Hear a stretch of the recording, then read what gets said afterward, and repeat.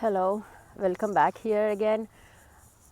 I came out for a small walk and I thought I will share how I deal with everyday workouts on my little walks as well.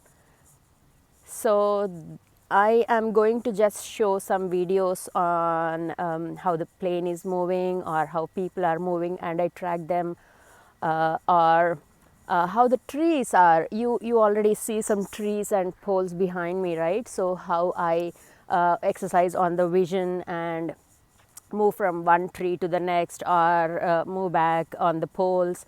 And I'm just going to share the videos and screens after this particular shot, so you can just work on your eyelids and your tracking and vision exercises without me talking, and just listen to the music of the nature. All right. I hope you have fun. Bye.